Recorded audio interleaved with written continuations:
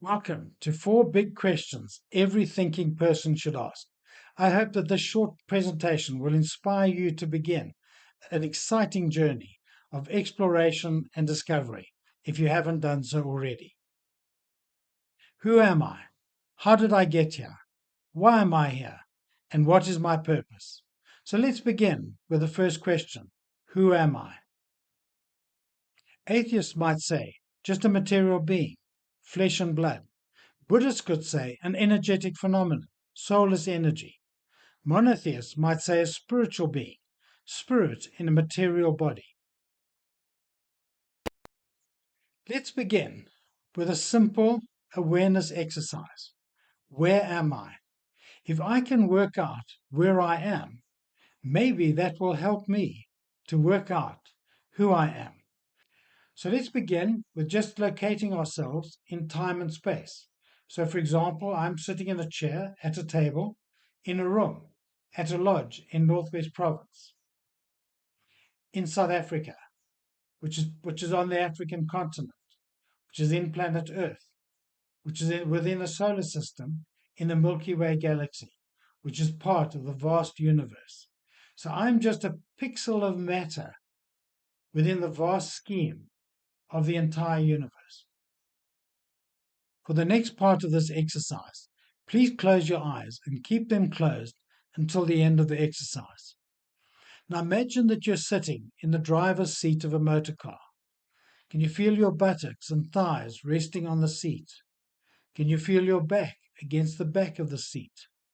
Now imagine where the headlights are situated in relation to yourself. They're quite kind of in front of you and below your line of sight so that you can see the road. One on the left and one on the right. Now imagine where the steering wheel is located, still in front of you, but closer than the headlights, and about in line with your torso. Now imagine where the accelerator pedal is situated. It's still in front of you, but it's down there in the footwell. Imagine pressing the accelerator with your foot. Imagine hearing the sound of the engine. Can you see your foot pressing the accelerator? Isn't that interesting?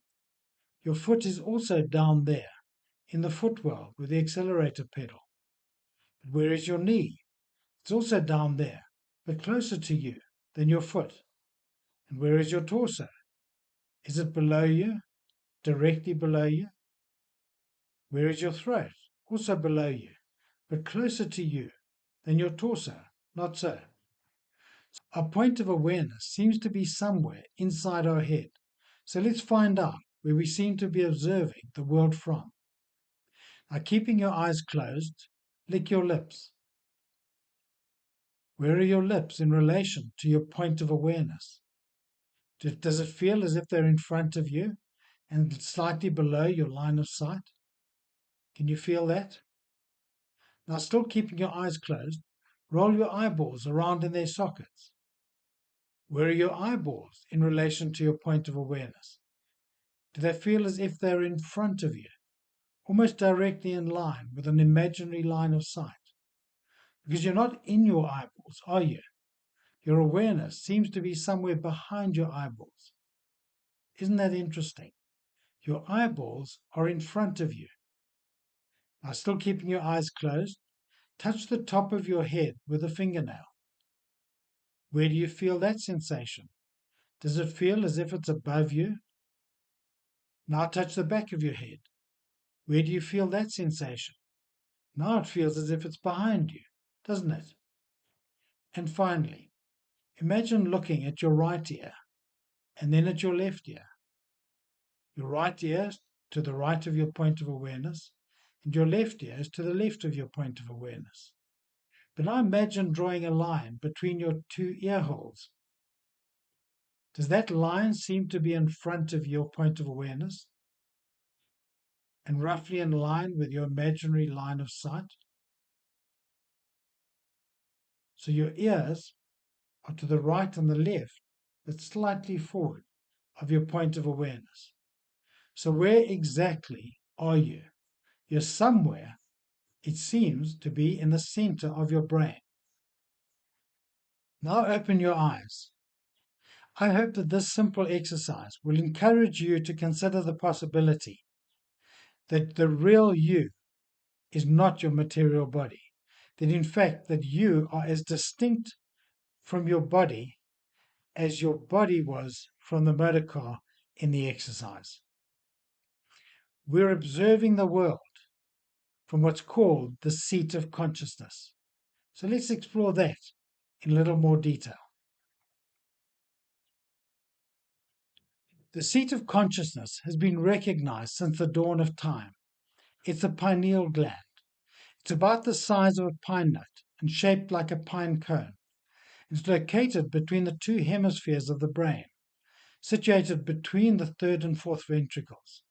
And within the pineal gland is a crystal cathedral, and its main function in the body is the secretion of melatonin, which regulates our day and night rhythms. But as we've experienced, it is the seat of consciousness. It's a point from which we observe the world around us. It's the driver's seat of the body. Now, the pinecone motif is found throughout ancient mythology. It's found in ancient Greek, Egyptian mythology. For example, the staff of Osiris, pinecone at the top of the staff, or the eye of Horus, representing that entire part of the brain in which the pineal gland is located. It's also found in ancient Greek and Roman mythology, the caduceus, the symbol of Hermes or Mercury, and it's also the symbol of modern medicine. In Buddhism, you'll find the pine cone on the Buddha's headdress and many Buddhist temples and shrines. In the Hindu religion, it's recognized as the third eye, represented by the red dot on the forehead, and also many temples and shrines. And the pine cone motif is also found in Christianity. The Pope's staff always has a pine cone on it, and there's a courtyard in the Vatican with a large pine cone statue. And there's a fascinating account in the Bible of Jacob wrestling with a man. And after the wrestle, he named the place Peniel, because I've seen God face to face, and yet my life has been spared. And the interesting fact or coincidence here is that the pineal in pineal gland comes from the Latin, not the Hebrew, and yet here we have such a similar word representing this experience of seeing God face to face. Is it possible that the real you is not even a single atom of your material body? That each one of us is just a pixel of consciousness in a vast sea of consciousness that some people call God? So I encourage you to do this practice at home. Just sit down and imagine observing the world from this seat of consciousness. At the very least, I believe that you will feel much calmer and a greater sense of peace. So let's move on to the second question. How did I get here? Well, atheists assert that we're just the end result of random evolution. We're nothing more than flesh and blood. Does that theory make sense to you? Theists assert that some god or gods create us. Is there one creator or many creators? What theory makes sense to you? One or none? Some New Age people believe that we co-create ourselves with Source, that we choose our parents, and maybe even the major events of our lives. Which of the New Age theories makes sense to you? And now to question 3. Why am I here? Or why are we here? The atheist will argue that there's no reason. We live, we die, and that's it, nothing. The Christian claims that God created us for fellowship, but we rebelled and need to be saved in order to get back into fellowship with God. The Buddhist claims that we're trapped in an endless cycle of death and rebirth, and we're here to gain enlightenment, to escape samsara and attain nirvana. Which one makes sense to you, if any? I'd like to introduce you to a short contemplation of oneness and separation. If we believe that we're all part of a beautifully orchestrated universe in which everything is divinely ordered by a loving creator, we're likely to feel a greater sense of love and acceptance, a greater sense of inner peace and calm, and a greater connection to others, or unity. But if we believe that we're separate individuals, alone in the world, feeling no deep connection with the world around us, having no experience of unconditional love, we're likely to feel more fearful, to experience a greater sense of suffering, and we're likely to feel a greater sense of loneliness and sadness. Now, hardship is a reality, but suffering appears to be relative. People who have a strong sense of connection and purpose have a much higher capacity to endure hardship without suffering. We all have a deep longing to be loved and accepted. We feel it in our heart if we take time to quieten our minds and listen to our hearts. But did you know that a baby's heart begins to beat 2 to 3 weeks before the first synapse fires in the brain? The first sign of life is in the heart and not in the brain. I find that fascinating. We feel love arise in our heart, but we have to think something before we feel fear. Now let's move on to the final question. What is our purpose? If I believe that I'm just a material being, the product of random evolution, I can design whatever purpose I choose. I'm the captain of my ship. But if I believe that I'm a co-created being, I'm likely to develop my purpose through spiritual growth. And if I believe that I'm a divinely created being, I will tend to find my purpose by seeking God's guidance. But before we close, I'd like to make a clear distinction between truth and belief, because what we believe can be far more important than the truth. Truth is absolute. We may not know the truth about something, but we can be sure that truth exists. But beliefs are malleable, changeable. Imagine that I believe that the earth is flat, but if you convince me that the earth is round, my beliefs about the world can change. For instance, there's an absolute truth about the shape of the world, but my beliefs about the world can change. But in practice, beliefs are more important than truth, because beliefs determine how we experience the world around us and how the world experiences us. Our beliefs directly influence our thoughts, action, and feelings, our personality. In other words, how we show up in the world. I love this quote from Dr. Joe Dispenza, that your personality creates your personal reality.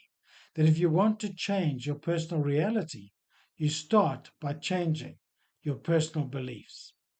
But many beliefs are so deeply entrenched that they become hardwired networks in the brain. That's Hebb's law. What fires together, wires together. The more they fire together, the more they wire together. And that's why changing destructive beliefs isn't that easy. I believe that our primary quest in life is to search for truth. So I encourage you, don't speculate, validate. Don't guess about these big questions. Find out. Don't follow the crowd. Think for yourself. Henry Ford once said, thinking is the hardest work in the world. Maybe that's why so few people engage in it. So I encourage you, listen and learn, then do your own thinking. The Buddha said that ignorance is the root cause of suffering. And Jesus Christ said, you will know the truth, and the truth will set you free. As I see it, the closer our beliefs align with truth, the freer we become and the less we suffer. You may have heard another quote from Jesus Christ. Ask and it will be given to you. Seek and you will find. Knock and the door will be opened to you. But it's really a poor translation. The verbs are actually continuous tense. Keep asking, keep seeking, keep knocking. It's not good enough to ask once or to seek once or to knock once. So don't stop asking, seeking, and knocking until you get to the truth you seek. That's the hard work Henry Ford referred to. And finally, as an example, Here are the beliefs that I currently live by. I don't say they're true. I simply say they are the product of 53 years of asking, seeking, and knocking. If I learn something new tomorrow, I'll change my beliefs accordingly because I always want my beliefs to align with my best understanding of truth. So here they are. Who am I? I believe that I'm perfect spirit, enjoying an imperfect human experience, that pixel of consciousness. How did I get here? I believe that I've been created by a loving God. I believe that if there is a creator of everything, that there can only be one creator of everything, God. Why am I here? I believe that I'm here to enjoy a loving relationship with God and everyone and everything in the world. And I believe that God has a simple formula for a perfect world. Love God, who is the source of all love and goodness. Love yourself, because perfect love casts out fear. And love your neighbor, even if that neighbor considers you to be an enemy.